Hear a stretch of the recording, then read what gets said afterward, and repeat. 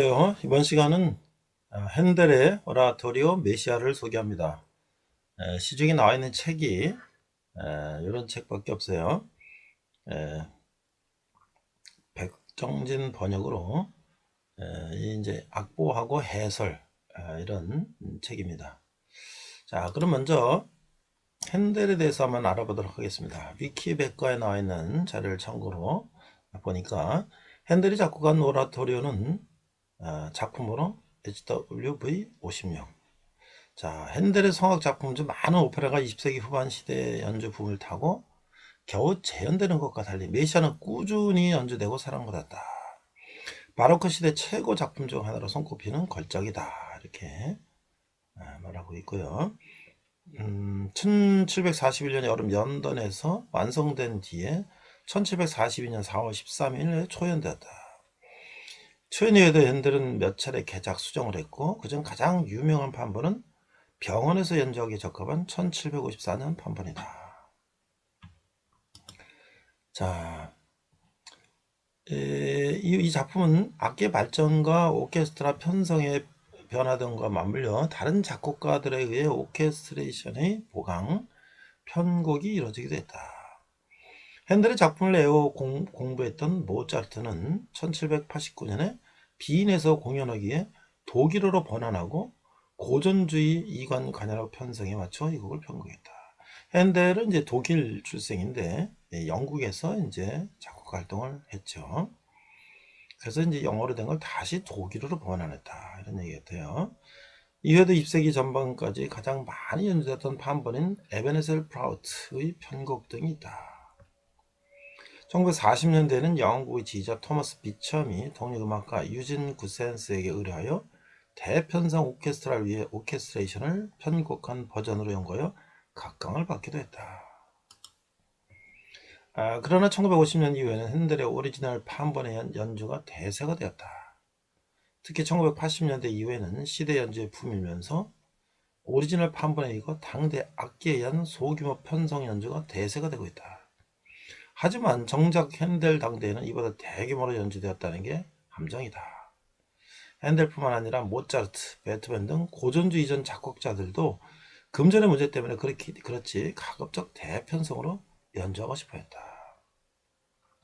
모차르트는 자기 교향곡을 연주할 때 바순주자 6명을 기용할 수 있게 되자 크게 기뻐하며 편제까지를 기록했고, 베토벤은 만년에는 자신의 교향곡을 연주할 때 관악기 주자를 2배로 늘려야 한다고 강력하게 요구해서 이를 어렵게 관철시키기도 했다. 시대 연주는 정확히 악보대로만 연주하는 것은 아니고 당대의 관행이었다는 이유로 트럼펫, 팀파니 등의 화려한 애드립을 집어넣는 경우가 많은데 과도한 시도로 음악의 흐름을 깨는 경우도 적지 않다. 이렇게 얘기하고 있습니다. 우리가 핸델의 메시아의 할렐루야 합창을 들을 때 청중들이 저는 기립하는 그런 관습이 있죠. 자, 세계적으로 유명한 불문율 중 하나, 할렐루야 합창이 연주될 때에는 관객들이 자리에서 일어나야 한다는 전통이다. 그러나 오늘날 이 기립하는 전통 자체가 도전받고 있는 것이 사실이다. 먼저 기립하는 전통에는 몇 가지 이유가 있다. 자, 첫째, 왕실에 대한 경의 표시다. 1742년 런던에서 메시아가 처음으로 연주될 때 이 할렐루야 부분에서 영국의 왕 조지 2세가 감격한 나머지 저도 모르게 벌떡 일어섰다는 이야기가 있다. 지금까지 내려오는 영국 왕실 예법상 국왕이 일어나면 국민들도 다 따라서 일어나야 했고, 이 이후로 메시아 연주를 들을 때 할렐루야 부분에서는 청중이 모두 기립하는 것이 불문율이 되었다. 둘째는 신앙적인 존숭의 의미다. 이미 핸델이 오라토리를 초연할 때부터 몇몇 비평가들은 성당에서 공연하는 게 더 어울렸을 오라토리오라고 평가하기도 했었다. 빅토리아 시대의 전기 작가들도 핸델이 메시아를 작곡하면서 하늘의 문이 열리는 것과 위대하신 하나님의 모습을 보았다고 기록했을 만큼 종교적인 의미가 크다는 것이다. 가톨릭 교회를 비롯한 정교회, 성공회 등 예전을 중시하고 보편교회를 표방하는 개신교 교파에서는 예배나 복음을 전하기 전에 예배 중에 할례를 일어나 선창하는 사례가 있기 때문에 자연스럽게 이곳에서도 기립을 하는 것이 신도들에게는 익숙하게 느껴질 것이다. 그러나 이제 비기독교 국가에서는 더 그렇지 않다는 얘기도 있고요. 세 번째는 단순히 전통에 대한 존중, 그냥 그것이 불문율이고 지금까지 줄곧 그렇게 해왔을 뿐이라는 것이다. 무슨 의미를 부여해야 한다면 그것이 그저 핸델의 메시아가 연주되어 있기 때문에 정도일 뿐이지 그 이상 무슨 왕가에 대해서나 하나님에 대해서나 경의를 표현할 것까지는 없다는 것이다. 잘에 일어나는 행위는 그냥 할렐루야 합창이 연주되는 것의 한 일부분이랄 것이다. 뭐 이렇게 또 생각하는 사람도 있을 거예요. 확실한 것은 이 같은 기립하는 전통은 영국에서 시작되어 미국으로 전래되고 세상에 널리 알려진 전통이며 그래서 그대로 따르는 것도 물론 가능하지만 자리에 앉아 있음으로써 그것을 거부하는 것도 가능한 것이다. 이런 또 영국에서 이제 언젠가는 뭐 청중들이 또 일어나지 않고 경청도 했다. 막 그런 것인데 우리가 어떤 음악에 대한 그 감동과 또 어떤 그 작곡가에 대한 존경, 특히 이 내용은 하나님에 대한 찬양이 있기 때문에 뭐 우리 기독교인들은 일어서서 또 경청하는 것도 예의가 아닐까 생각이 드네요.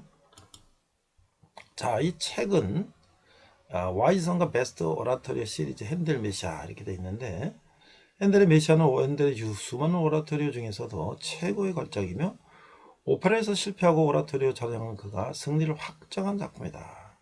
와이즈 성가의 메시아는 가사의 발음을 최대한 멜로디의 흐름과 일치시켜서 성경에 충실하고 연주자가 노래하기 쉽도록 구성했다. 특히 합창문을 오랫동안 연구하고 가르쳐준 예전, 그러니까 리터지라고 하죠. 리터지. 교회 음악 전문가 백정진 교수님의 곡해설과 작품설로 되어 있다. 이렇게 있습니다. 목차를 보니까 제가 이제 중요 부분만 좀 발췌를 했는데요. 1부에는 주의 영광, 오고 기쁜 소식을 전하는 자요. 주께 영광, 그 맹인한 짓고 그 짐은 가벼워. 2부, 온 세상 죄에 지으신 하나님 어리냐. 진실로 주는 우리 괴롭음을 맡으셨네. 주가 채찍 맞음으로 양과 같이. 머리들아 문들아 천사들아 주께 경배하라. 저도 소리가 온 세상에 퍼졌네. 할렐루야. 2부의 이제 마지막 할렐루야 합창이죠. 3부 사람이 나야 죽음을 쓰냐. 감사드리세 하나님께. 죽임 당하신 어린 양. 아멘. 이런 식으로 구성이 되어 있습니다. 우리가 한번 실제로 유튜브를 통해서도 음악을 들었으면 좋겠습니다. 이상 백목사의 그 전 독서교실이었습니다. 네, 이번 시간은 열왕기 네 번째 시간으로서 법궤를 이동하는 다윗이라는 제목으로 말씀을 나누고자 합니다. 먼저 본문은 시편 8편 1절 한 절이 되겠습니다.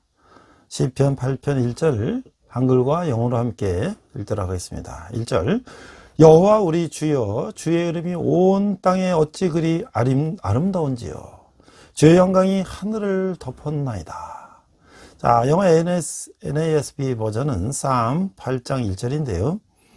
For the choir director on the guest. 예.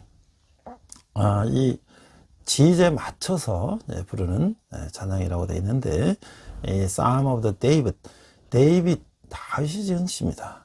O Lord, our Lord, how majestic is thy name in all the earth. Who hast displayed thy splendor above the heavens. 이 thy라든지 hast 이런 그 고체가 있죠. 자, 그래서 여호와 우리 주여 주의 이름이 온 땅에 어찌 그리 아름다운지요.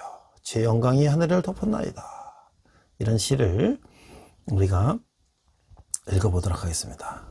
자, 역대상 11장 15장은 다윗의 군대와 법궤가 돌아오는 것을 기록하고 있어요. 이 부분 사무엘하 1장과 8장도 중복되는 그런 내용인데요. 자, 우리가 시편은 말이죠. 모세라든지 다윗이라든지 솔로몬이라든지 많은 저자가 있는데 따로 우리가 시편을 묵상하지 않고 읽지 않고는 시편을 우리가 잘 읽지 않게 되죠. 그 연대기적으로 창세기, 출애굽기, 레위기, 민수기, 신명기 쭉 해서 열왕기상하, 역대상하, 선지서로 쭉 내려가도 시편, 잠언은 따로 읽지 않으면 어려운데 우리는 성경을 전체를 통독하면서 다윗 시대의 다윗의 시편을 읽어보는 것이 아주 의미가 있다고 생각합니다.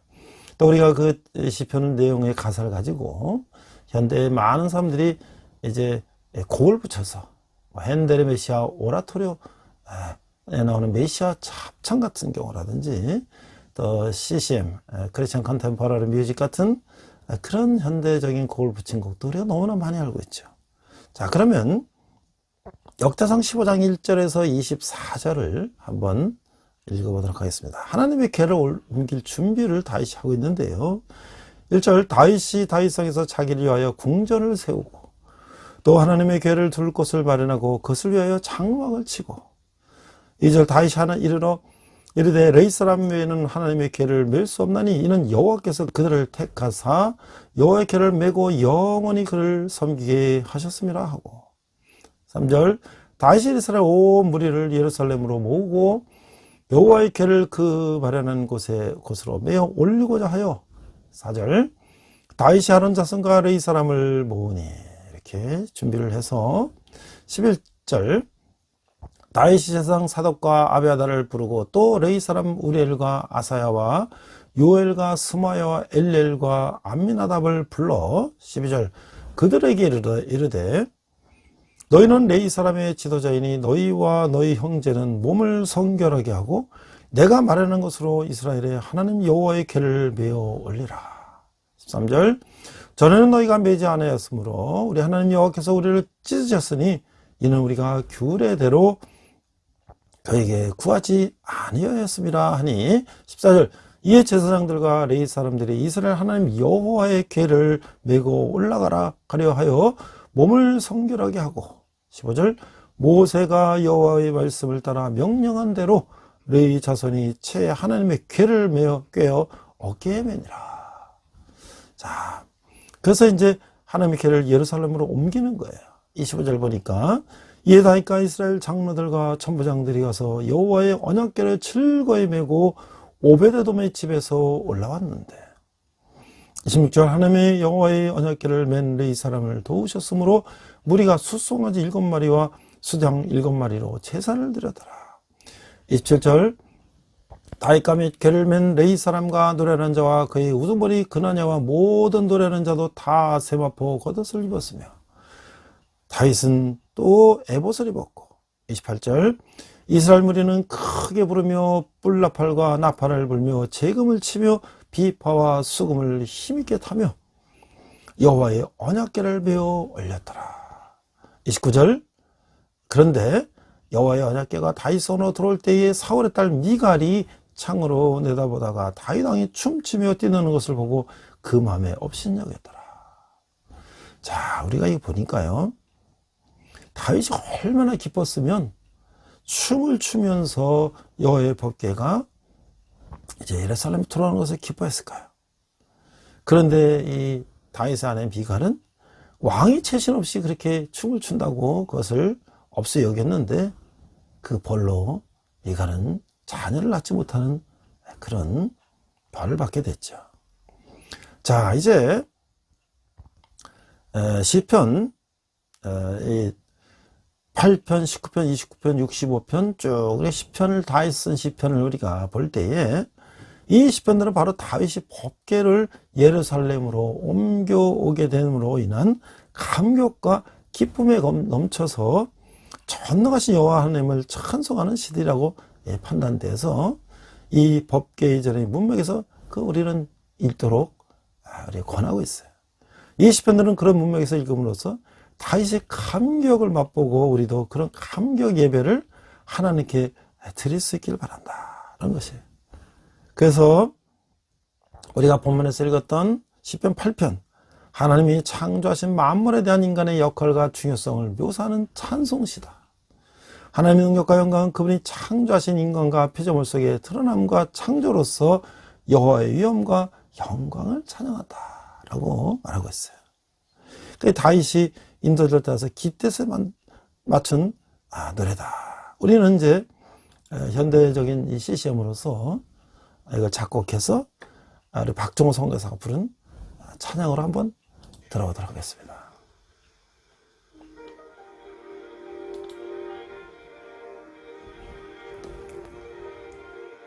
여호와 우리 주여, 주의 이름이 온 땅에 어찌 그리 아름다운지요. 주의 영광이 하늘을 덮었나이다. 주의 대적으로 말미암아 어린아이들과 젖먹이들의 입으로 권능을 세우시며 이는 원수들과 보복자들을 잠잠하게 하려 하심이니이다. 우리가 너무나 잘 아는 찬양이죠.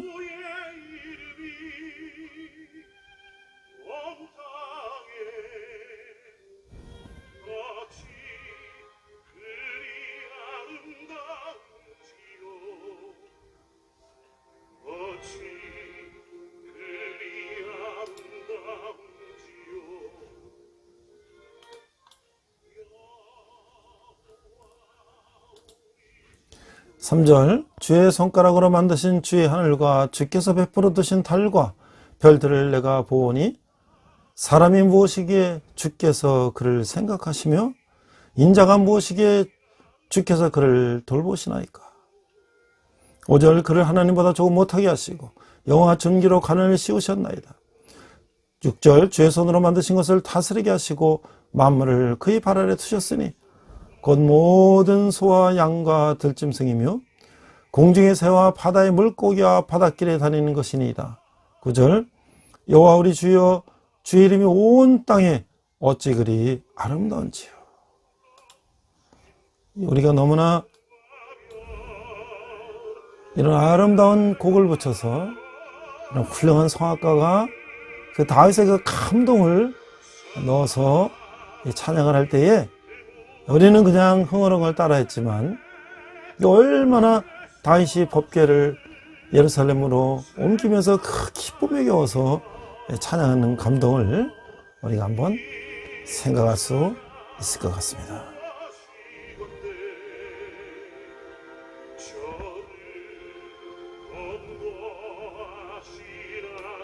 자, 그 다음에 또 우리가 이제 시편 29편이 있어요. 자, 내성과 같은 하나님의 음성은 종말의 심판주로 오시는 하나님을 연상하게 한다. 심판주란 말은 곧 그분이 우주의 주인이시라는 것이다. 다윗인데요. 너희 권능 있는 자들아, 영광과 능력을 여호와께 돌리고 드릴지어다. 여호와께 그 이름에 합당한 영광을 돌리며 거룩한 옷을 입고 여호와께 예배할지어다. 3절 여호와의 소리가 무리에 있도다. 영광의 하나님이 우레소리를 내시니 여호와는 많은 무리에 계시도다. 여호와의 소리가 힘있으며 여호와의 소리가 위엄차도다. 5절 여호와의 소리가 백향목을 꺾어 임시며 여호와께서 레바논 백향목을 꺾고 부수시도다. 그 나무를 송아지같이 뛰게 하시며 레바논과 시련으로 들송아지같이 뛰게 하시는도다. 7절 여호와의 소리가 화염을 가르시도다. 여호와의 소리가 광야를 진동하시며 여호와께서 가데스 광야를 진동시키도다. 9절 여호와의 소리가 암사슴을 낙태하게 하시고 삼림을 맑게 벗기시니 그의 성전에서 그의 모든 것들이 말하기를 영광이라 하도다. 여호와께서 홍수 때에 작정하셨으며 여호와께서 영원토록 왕으로 자정하시도다. 여호와께서 자기 백성에게 힘을 주시며 여호와께서 자기 백성에게 영평강의 복을 주시리로다. 자, 우리가 내용 하나를 자세히 이렇게 읽어보면 얼마나 그 감동적인 언어로 시를 썼는지를 알 수가 있어요. 우리 세 번째 우리 시편 65편을 보니까 선하신 하나님의 이 땅의 풍현 소산을 허락해 주심을 찬양하고 있어요. 그래서 다윗의 시, 인도자를 따라 부르는 노래인데 1절 하나님이여 찬송이 시온에서 주를 기다려오며 사람이 손을 주께 행하리이다. 기도를 들으시는 주여 모든 육체가 주께 나오리다. 3절 죄악이 나를 기사싸우니 우리 허물을 주께서 사하시리이다. 주께서 택하시고 가까이 오게 하사 주의 뜰에 살게 하신 사람은 복이 있나이다. 우리가 주의 집 곧 주의 성전의 아름다움으로 만족하리이다. 5절 우리 구원의 하나님이시여 땅의 모든 끝과 먼 바다에 있는 자가 의지할 주께서 의를 따라 어미하신 일로 우리에게 응답하시리이다. 6절 주는 주의 힘으로 산을 세우시며 권능으로 띠를 띠시며. 7절 바다의 설렘과 물결의 흔들림과 만민의 소유까지 진정하시나이다. 땅끝에 사는 자가 주의 징조를 두려워하나이다. 주께서 아침 되는 것과 저녁 되는 것을 즐거워하게 하시며. 9절 땅을 돌보사 물을 내어 대어 심히 윤택하게 하시며 하나님의 강에 물이 가득하게 하시고 이같이 땅을 예비하신 후에 그들에게 곡식을 주시나이다. 10절 주께서 밖으랑에서 물을 넉넉히 내사 그 일양을 평평하게 하시며 또 담비로 부드럽게 하시고 그 싹에 복을 주시나이다. 11절 주의 은택으로 하늘을 관씌우시니 주의 길에는 기름방울이 떨어지며 들이 초장에도 떨어지니 작은 산들이 기쁨으로 띠를 띄었나이다. 13절 초장은 양떼로 옷 입었고 골짜기는 곡식으로 덮였으며 그들이 다 즐거이 외치고 또 노래하나이다. 주님이 함께 하실 때 얼마나 많은 복을 받고 있는지를 푸른 곡식과 이 양떼들이 넘쳐나는 그런 감사를 찬양하고 있죠. 자, 이제 네 번째는요, 시편 68편인데 하나님의 군대가 승리의 행진을 하는 것을 찬양하고 있어요. 자, 다윗의 시대의 영정을 한 노래예요. 1절 하나님이 일어나시니 원수들은 흩어지며 주를 미워하는 자들은 주 앞에서 도망하리이다. 연기가 불려가듯이 그들을 몰아내소서. 불 앞에서 밀이 녹음같이 악인이 하나님 앞에서 망하게 하소서. 3절 의인은 기뻐하여 하나님들 앞에서 뛰놀며 기뻐하고 즐거워할지어다. 하나님께 노래하며 그 이름을 찬양하라. 하늘을 타고 광야에 행하시던 일을 위하여 대로를 수적하라. 그 이름은 여호와이시니 그 앞에서 뛰놀지어다. 5절 주의 거룩한 처소에 계신 하나님은 고아의 아버지시며 과부의 재판장이시라. 하나님이 고독한 자들은 가족과 함께 살게 하시며 갇힌 자들은 이끌어내사 형통하게 하시느니라. 오직 거역하는 자들의 거처는 메마른 땅이로다. 7절 하나님이여 주의 백성 앞에서 앞서 나가사 광야에서 행전하셨을 때에 셀라 땅이 진동하며 하늘이 하나님 앞에서 떨어지며 저 신의 산도 하나님 곧 이스라엘 하나님 앞에서 진동하였나이다. 9절 하나님이여 주께서 흡족한 비를 보내사 주의 기업이 곤핍할 때에 주께서 그것을 견고하게 하셨고 주의 회중을 그 가운데 살게 하셨나이다. 하나님이여 주께서 가난한 자를 위하여 주의 은택을 준비하셨나이다. 11절 주께서 말씀을 주시니 소식을 공포하는 여자들은 큰 무리라. 여러 군데 왕들이 도망하고 도망하니 집에 있던 여자들도 탈취물을 나누었도다. 13절 너가 양무리에 누울 때에는 그 날개를 은으로 입히고 그것을 황금으로 입힌 비둘기 같도다. 전능하신 이가 왕들을 그 중에서 흩으실 때에는 살몬의 눈이 날림 같도다. 15절 바산에 사는 하나님의 산이며 바산에 사는 높은 산이로다. 너희 높은 산들아 어찌하여 하나님이 계시라는 산을 시기하여 보느냐. 진실로 여호와께서 이 산에 영원히 계시리로다. 17절 하나님의 병거는 천천히요 만만이라 주께서 그 중에 계심이 신의 산 성소에 계심 같도다. 주께서 높은 곳으로 오르시며 사로잡은 자들을 취하시고 선물들을 사람들에게 받으시며 반역자들로부터도 받으시니 여호와 하나님이 그들과 함께 계시기 때문이로다. 19절 날마다 우리 짐을 지시는 주 곧 우리의 구원이신 하나님을 찬송할지로다. 셀라. 하나님 우리에게 구원의 하나님이시라. 사망에서 벗어남은 주 여호와로 말미암거니와 그의 원수들이 머리 곧 죄를 짓고 다니는 자의 정수리는 하나님이 쳐서 깨뜨리시로다. 주께서 말씀하시기를 내가 그들을 바산에서 돌아오게 하며 바다 깊은 곳에서 도로 나오게 하고 23절 내가 그들을 심히 치고 그들의 피에 네 발을 잠그게 하며 내 집의 개혀로 내 원수들에게서 제 분깃을 얻게 하리라 하시도다. 하나님이여 그들이 주께서 행차하심을 보았으니 곧 나의 하나님 나의 왕이 성소로 행차하시는 것이로다.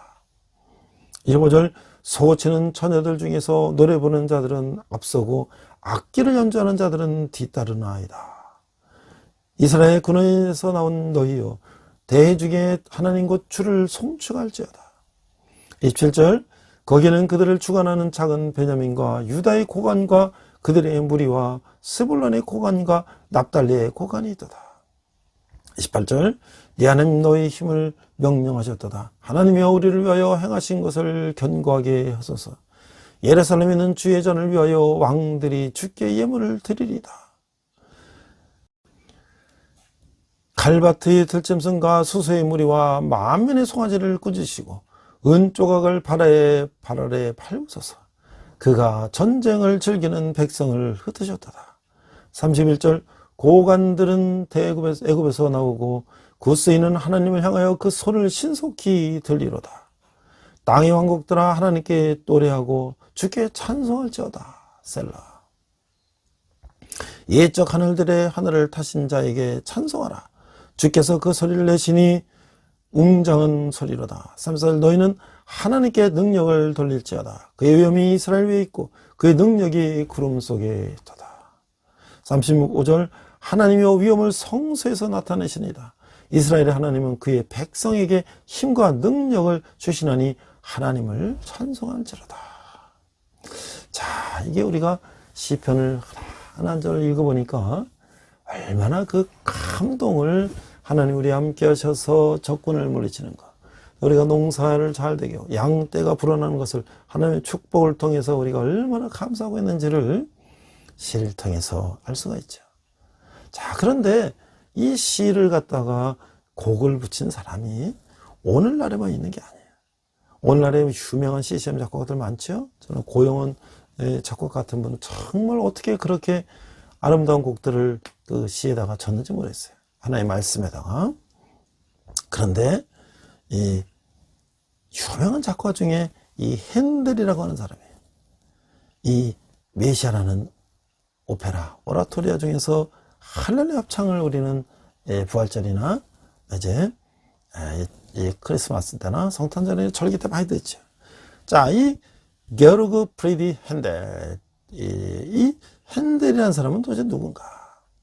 1685년 2월 23일 태어나서 1759년 4월에 돌아가셨는데, 이는 독일에서 출생해서 영국에서 활동한 이 바로크 시대의 작곡가자.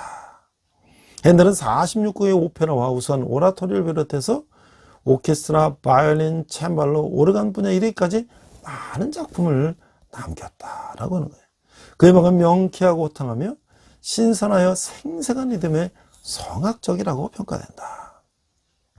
이는 독실한 개신교, 루터교 신자, 독일의 출신이라서 루터교 신자였던 핸델이 대표적인 교회 음악은 바로 메시아라고 하는 거예요. 당시 영어 번역 성경인 킹 제임스 성경의 구절에다 곡을 붙인 오라토리오다. 그래서 우리가 이 가사를 보면 킹 제임스 버전 성경 보면 고책으로 되어 있죠. 자, 그 생애를 보니까 핸델은 프로센의 할레, 현재는 독일에서 영토에 태어났는데 함부르크, 피렌체 등지에서 활동하다가 1712년에 영국에 정착을 했다는 거예요. 아버지 권유로 법대에 진학했지만 한 달 만에 오르간 주자로 활동하기 시작했다. 그래서 이 영국 앤 여왕의 비유를 받아서 오페라 작곡가로 이름을 떨치게 됐다.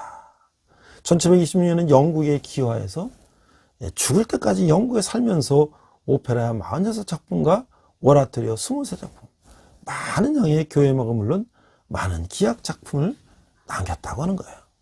그러나 이 핸델의 일생이 그리 평탄한 것은 아니었다라고 해요. 이탈리아 학파인 조반니 보논치니 많은 음악상의 척수였다.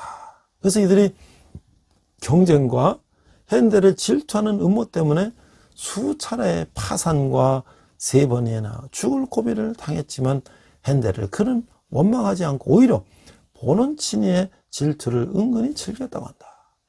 이게 정말 이게 하나님과 함께하는 사람의 그 여유겠죠. 1708년 피렌체와 베네치아로 수업하러 갔다가 이탈리아의 도메니코 스카를라티와 만나서 오르간과 하프시코드 연주 시합을 해서 그 뒤로부터 그와 칭결을 받게 됐다. 자, 핸델은 그 영국으로 건너가서 1732년까지 오라토리를 작곡하기 시작했는데 아일랜드 더블린에서 필생의 대작인 이 메시아를 24일이란 그 짧은 시간에 탈골했다. 대단한 능력이죠. 그나마 하나님의 영감을 받지 않으면 이렇게 할 수가 없었을 것 같아요. 1742년 4월 12일 더블린에서 초연해서 절찬을 받았다. 그 메시아 초연 후에 8년째인 그가 65세가 되던 해는 완전한 승리자가 됐다. 그의 생전 중 메시아 공연만 해도 34회나 됐다. 이 오페라가 말이죠. 이게 한번 공연되려면 그 많은 무대와 이런 의상과 그다음에 성악가들의 훈련과 오케스트라 훈련, 이게 얼마나 준비가 많이 될 것 같아요. 그거를 34회나 했다. 1732년 에스테르 개정판에 이어 1735년 사순절에는 성가 작품을 포함한 약 15편의 오라토리오를 헤이마케트 극장에서 연속 연주해서 점차 오라토리오 작곡가로서의 명성을 높였다라고 돼 있어요. 또 1736년은 메시아의 본가는 유명한 오라토리오 알렉산더의 향연이라고 하는 그걸 작곡하고 1738년에서 1751년까지도 거의 모든 사람을 오라토리오의 작곡에 몰두했다라고 하는 거예요. 핸델은 가난 음악과 구제에 1000파운트를 남겨놓고 세상을 떠났다라고 해요. 영국의 국가적인 음악가로서 존경을 받아 사후에 웨스트민스터 사원에 붙였다고 하는 것이에요. 자, 이 핸델의 음악적 특징은 뭘까? 핸델은 그 명성을 거의 극적 작품에서 얻었지만 이 통주 저음을 바탕으로 성립되는 바로크적 협주 양식의 기초를 두고서 유력한 벨칸토의 성악적 멜로디와 결부해서 항상 간결하고 명쾌하며 밝은 표현을 나타냈다라고 해요. 그의 멜로디의 벨칸토 양식은 독일의 내면적인 힘과 표현과 결부돼서 호모포니의 방향으로 향한다라고 이게 설명하고 있어요. 또한 바로크 특유의 일정한 악형이 반복이 사라반트, 구랑트, 가버드 등의 리듬에 지탱되면서 단조롭게 고수되고 있는 경우가 많은데 마에서 볼 수 있는 표현의 길이라든가 다양성은 없지만 그 대신 알기 쉽고 명쾌한 표정을 보여준다. 그 합창에서도 뛰어난 솜씨를 발휘했다라고 하는 거예요. 자, 이 루터교 신자인 이 핸델이 그 킹 제임스 버전 성경에 나오는 그 시편과 이사야서와 여러 이제 성경 구절을 가지고 그걸 가지고 곡을 붙여서 대작을 만드는 걸 보면, 자, 우리가 어떻게 시대를 분별하는 지혜를 얻을 수 있을까? 자, 우리 그리스도인에게는 단지 말씀을 분별할 능력뿐만이 아니라 말씀을 적용할 세상을 분별할 능력이 필요하다라고 하는 거예요. 역대 기자는 다윗을 왕으로 만든 용사들을 서술하면서 이사갈 자손 중에서 시세를 알고 이스라엘이 마땅히 행할 것을 아는 영적인 두목 200명에 대해서 언급을 하고 있어요. 다른 지파의 사람들은 달리 이사갈 지파의 두목에게는 시세를 알고 마땅히 행할 것을 아는 영적인 지혜가 있었다고 하는 거예요. 다윗 시대에서 시세를 알고 마땅히 행할 것을 아는 자는 어떤 사람이었을까? 아마도 시대의 흐름을 이해하고 주요한 정책을 토론할 수 있고 정보를 평가할 수 있고 전략을 구상할 수 있는 능력을 갖춘 사람이었을 것이다 라는 것이죠. 이런 사람들로 인해 다윗은 왕국을 통일하고 더욱 성숙한 국가의 면모를 갖출 수가 있었다고 하는 거예요. 오늘 우리에게도 시세를 아는 지혜가 필요하다는 거예요. 하나님의 말씀에 대한 열심과 더불어 이 시대의 흐름을 분별할 줄 아는 영적인 지혜를 겸비해야 한다라고 하는 것이에요. 우리는 과거보다 더욱 급변하는 시대에 살고 있어요. 마치 운동장이 럭비공같이 아무도 예측할 수 없는 그런 위기의 시대에 있죠. 하나님 우리에게 허락하신 비평적인 능력을 묻어두기를 원하지 않으신다는 거예요. 예수님도 제자들에게 뱀처럼 지혜롭고 베드기처럼 순결하라고 말씀하셨어요. 그렇다면 시대라는 영적인 지혜를 어떻게 우리는 얻을 수 있을까? 첫째, 지혜와 지식이 근본에 되시는 하나님을 가까이 할 때 얻을 수 있다고 하는 거예요. 인간의 예리한 분별력은 위로부터 주어진다는 거 하는 것이죠. 다윗은 목동 시절이나 왕 시절이나 또는 그가 다윗 사울에게 쫓겨다니는 시절이나 늘 하나님과 함께 했다는 거예요. 그래서 그가 하나님으로부터 지혜와 분별력을 얻었다는 거예요. 자, 둘째, 말씀 묵상을 통해서 얻을 수 있다는 거예요. 말씀은 과거와 현재와 미래의 역사를 담고 있는 지혜의 보고이기 때문이다. 그러니까 핸델이 성경에 나오는 많은 그 구절들을 다 곡을 붙이고 그걸 가지고 하나님을 찬양할 때 그런 그 말씀을 늘 묵상하면서 이 말씀에 어떤 곡을 붙이면 좋을까? 라는 것이 24일이나 가는 그 지벽적인 시간 동안에 그 곡을 써낼 수 있었다고 하는 것은 그가 평생에 얼마나 하나님의 말씀을 묵상하고 있었는가를 우리가 알 수가 있죠. 하나님의 말씀을 처음 보면서 그 말씀을 24일 동안 이해하기도 바쁜데 그 말씀에다가 곡을 입힌다는 것은 보통 사람으로서는 불가능한 것이다 라고 말할 수가 있죠. 자, 그래서 우리는 이 시편으로 기도하기를 배우면 좋을 것 같다. 시편은 하나님의 말씀을 읽거나 들을 때 기도로 참여한다는 것이 무엇인지를 탁월하게 보여주고 있는 거예요. 아나타시우스, 초대 교부 아나타시우스는 시편의 천재성을 다음같이 간결하게 표현했어요. 대부분의 성경은 우리를 향해서 말합니다. 반면 시편은 우리를 위해서 말합니다.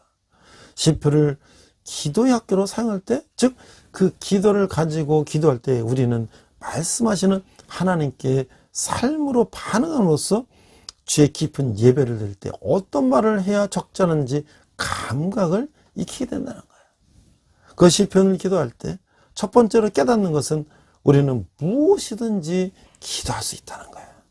사실 인간적인 모든 것이 기도의 재료로 적합하다고 하는 것이죠.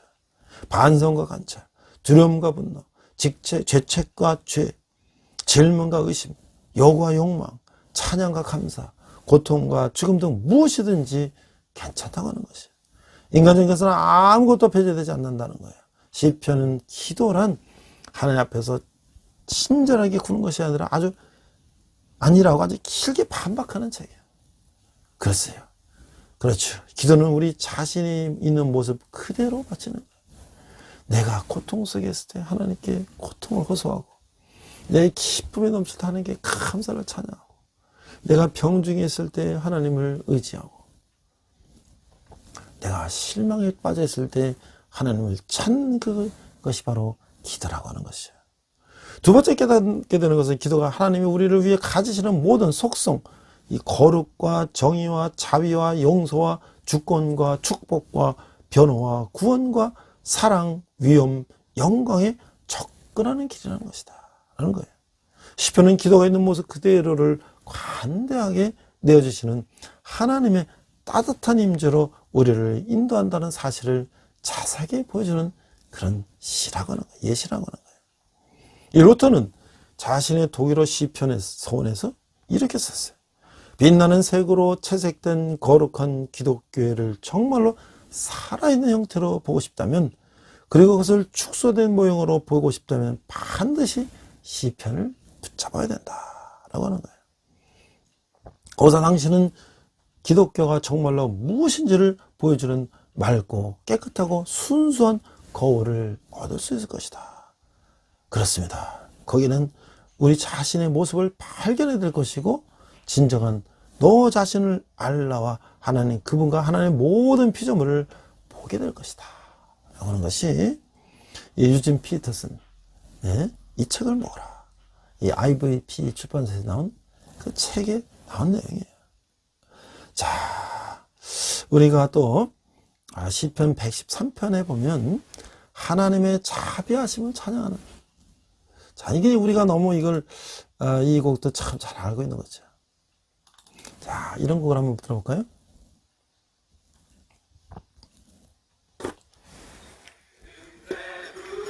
우리가 이거 너무나 잘 알고 있죠.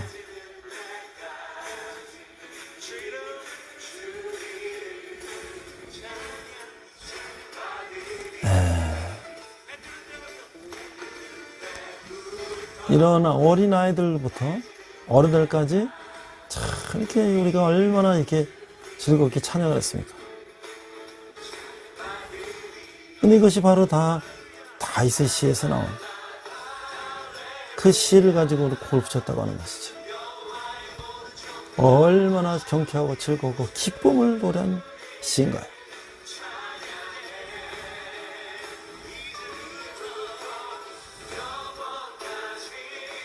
네, 너무나 우리 즐거운 기쁜 찬양을 계속 우리가 찬양을 해야 될 것입니다. 자, 그래서 시편 113편을 보니까 할렐루야 여호와의 종들아 찬양하라, 여호와의 이름을 찬양하라, 이제부터 영원까지 여호와의 이름을 찬송할지로다. 해 돋는 데부터 해 지는 데까지 여호와의 이름이 찬양을 받으시로다. 여호와는 모든 나라보다 높으시며 그의 영광은 하늘보다 높으시도다. 5절, 여호와 우리 하나님과 같은 이가 누구리요? 높은 곳에 앉으셨으나 스스로 낮추사 천지를 살피시고 가난한 자를 먼지더미에서 일으키시며 궁핍한 자를 거름댐에서 들어 세워. 8절, 지도자는 곧 그의 백성이 주들과 함께 세우시며 또 임신하지 못한 여자를 집에 살게 하사 자녀들을 즐겁게 하는 어머니가 되게 하시는도다.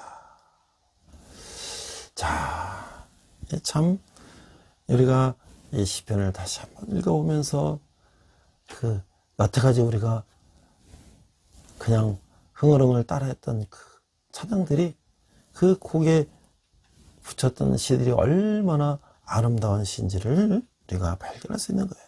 자, 시편 108편, 이것은 다윗이 하나님을 향하여 결단하며 전투에 임할 때 쓴 시예요. 1절, 하나님은 내 마음을 정하였사오니 내가 노래하며 나의 마음을 다하여 찬양하리로다. 비파야 수구마가 깰지어다. 내가 새벽을 깨우리로다. 여호와여, 내가 만민 중에 주께 감사하고 문나라 중에서 주를 찬양하오니. 4절, 주의 인자심이 하늘보다 높으시며 주의 진실은 궁창에 이르나이다. 하나님이여, 주는 하늘 위에 높이 들리시며 주의 영광이 온 땅에서 높임 받으시기를 원하나이다. 주께서 사랑하시는 자들을 건지시기 위하여 우리에게 응답하사 오른손으로 구원하소서. 7절, 하나님이 그의 성소에서 말씀하시되 내가 기뻐하리라. 내가 세겜을 나누며 숫꽃 골짜기를 측량하리라. 길라앗이 내 것이요 므낫세도 내 것이며 에브라임이 내 머리에 투구요 유다는 나의 규이며 모압은 내 목욕통이라. 에돔에는 내 신발을 벗어 던질지며 블레셋에 대해서 내가 외치리라 하셨도다. 10절, 누가 나를 이끌어 견고한 성읍으로 인도해 드리며 누가 나를 에돔으로 인도하고. 이거 얼마나 재밌어요. 모압은 내 목욕통이다. 에돔은 내 신발 벗은 신발장이다. 블레셋에서 내가 외치다. 참, 이게 어쩜 이렇게 재밌게 썼을까요? 11절, 하나님이여, 주께서 우리를 버리지 않으셨나이까. 하나님이여, 주께서 우리의 군대들과 함께 나가지 아니하시나이다. 12절, 우리를 도와 대적을 치게 하소서. 사람의 구원은 헛됨이니이다. 13절, 우리가 하나님을 의지하고 용감히 행하리니 그는 우리의 대적을 밟으실 자이시미로다. 오늘 시편의 마지막 제가 읽을 것은 시편 138편이에요. 기도에 응답하시는 주님을 감사하는 그런 찬송시. 1절, 내가 전심으로 주께 감사하며 신들 앞에서 주께 찬송하리이다. 내가 주의 성전을 향하여 예배하며 주의 인자심과 성실함으로 말미암아 주의 이름에 감사하리니 이는 주께서 주의 말씀을 주의 이름보다 높게 하셨습니다. 내가 간구하는 날에 주께서 응답하시고 내 영혼의 힘을 주어 나를 강하게 하셨나이다. 4절, 여호와여, 세상의 모든 왕들이 주께 감사할 것은 그들이 주의 입의 말씀을 들음이오며 그들이 여호와의 도를 노래할 것은 여호와의 영광이 크심이니이다. 여호와께서는 높이 계셔도 낮은 자를 보살피시며 멀리서도 교만한 자를 아심이니이다. 내가 환난 중에 다닐지라도 주께서 나를 살아나게 하시고 주의 손을 펴사 내 원수들의 분노를 막으시며 주의 오른손이 나를 구원하시리다. 8절, 여호와께서 나를 위하여 보상해 주시리다. 여호와여, 주의 인자심이 영원하시오니 주의 손으로 지으신 것을 버리지 마옵소서. 이 얼마나 이 참 구구절절히 하나님께 아뢰는 그런 시가 아닐 수가 없어요. 자, 이제 그래서 이런 아름다운 시 기도문에다가 곡을 붙였던 그 핸델의 메시아라는 곡은 이제 조지 프레드릭 핸델이 작곡한 오라토리오인데, 그것은 복음서, 사복음서, 이사야서, 시편을 바탕으로 그리스도의 탄생과 삶, 순환을 담았다고 하는 거예요. 그래서 이건 인생에 광명을 주는 음악이다. 전체 곡 중에서 주의 영광 깨끗해 하시리라, 한 아기가 우리를 위해 나셨네, 문들아 머리들라, 할렐루야 곡이 가장 유명하다는 거예요. 이건 원래 이제 교회 가는 일반 극장에서 사순절 주간에 초연됐으나, 핸델이 돌아가신 다음에는 보통 성탄을 기다리는, 그러니까 대림절이라고 하죠. 예수님 오시는 걸 기다리는 이 대림절에 연주되고 있다. 메시아는 교회나 공연장에서 연주가 되고 있는데, 성탄절에 연주될 경우에는 3부정 탄생을 담은 일부분이 연주되기도 하고, 할렐루야 합창이나 아멘 코러스 등을 덧붙이기도 한다. 나머지 부분은 부활절에 연주되기도 한다 라고 하고 있어요. 이것은 예수의 생애에 따라서 3부로 구성되어 있어. 1부는 대림절과 성탄절에 대한 이야기예요. 2부는 그리스도의 고난과 부활, 승천, 그리고 그리스도의 복음에 대한 것으로 이루어져 있다고 하는 거예요. 제3부는 요한계시록에 있는 내용을 주된 바탕으로 하고 있다는 거예요. 메시아는 신약 성경 이야기를 담고 있지만, 구약 성경에서 예수를 묘사하고 예언한 성경 이사야에서, 학계에서, 말라기서 등의 구절도 등장하고 있다는 거예요. 그럼 얼마나 핸델이 성경을, 신구약을 다 정통하고 있다는 것을 우리가 알 수가 있죠. 이 소프라노 아리아인 I know that my Redeemer lives는 기독교인이 장례식에 쓰기도 한다는 거예요. 그 핸델의 웨스트민스터 사원 이 묘비에, 1760년 이 묘비에 이 아리아가 새겨져 있다고 하는 거예요. 그래서 이 구성을 보니까 1, 2, 3부 앞서 본 것처럼 예언과 탄생이 있고, 예수의 순환과 속죄 2부가 있고, 3부 부활과 영원한 생명이 있다고 하는 거예요. 오늘 이 다윗을 우리가 생각하면서, 또 다윗의 시를 생각하면서, 참 지도자에게는 지도자 제목들이 따른다라는 생각을 하게 됩니다. 같은 종류의 새들은 끼리끼리 떼를 져서, 이게 유유상종이라고 하죠. 거기도 지도자가 있어요. 이 기러기가 강남으로 가고 할 때도 그 지도자에 맞춰서 꽥꽥 하면서 이렇게 대를 맞춰서 간다고 하지 않습니까? 그래야지 가이드 힘을 덜 들이고 갈 수 있으니까. 그게 지도자가 필요한 거예요. 지도자는 지도자감을 알아보고, 지도자를 기르고, 지도자의 참 모습을 보여준다고 하는 거예요. 지도자는 다른 사람의 마음을 끈다는 것은 그 리더십의 가장 기본적인 첫 단계다라고 하는 거예요. 근데 이 많은 지도자들은 이 첫 단계를 잘 소화내지 못하고 있다. 참 지도자에게는 지도자 제목들이 따르는 그 이유는 뭘까? 첫째, 지도자가 그들과 비슷하게 생각한다. 이 다윗을 보면, 다윗은 자기를 따르는 그 무리들과 함께 굶고 함께 먹고 함께 자고 했잖아요. 두 번째, 지도자가 다른 지도자를 느끼는 감정을 잘 표현해준다. 그래서 그는 시를 쓰기도 하고 노래하기도, 하프를 연주하기도, 그렇죠? 세 번째, 지도자가 다른 예비 지도자들을 끌어당기는 분위기를 만들어준다. 이 다윗은 어땠어요? 자기를 반역한 그 아들 압살롬마저도 죽이지 말라고. 그 얼마나 그 인간적인 면을 볼 수가 있을까요? 그리고 하나님이 세우신 기름 부음 받은 종인 사울을 자기를 죽이려고 했지만 그는 그를 죽이지 않고 하나님 앞에 회개하도록 했다는 거. 자, 네 번째, 지도자가 다른 지도자 제목들을 경쟁 대상으로 생각하지 않는다. 우리는 항상 사울의 실패와 다윗의 승리를 볼 때, 사울은 다윗을 자기의 사위요, 자기의 대를 후계로 세우지 않고, 이 많은 여인들이 이 사울이 죽인 자는 천천히요, 다윗이 죽인 자는 만만이라는 말에 시기심을 가지고 다윗을 죽이려고 했다가 결국은 자신까지 다 죽고 마는 자기 요나단 아들까지 다 죽고 마는 그 비참한 처형을 맞았죠. 자, 상위 1% 이내에 드는 위대한 지도자에게는 한 가지 공통점이 있다고요. 바로 지도자가 해야 할 가장 중요한 일이 좋은 인재를 발굴하고 그들을 주위에 두는 일이라고 믿는다고 하는 것이에요.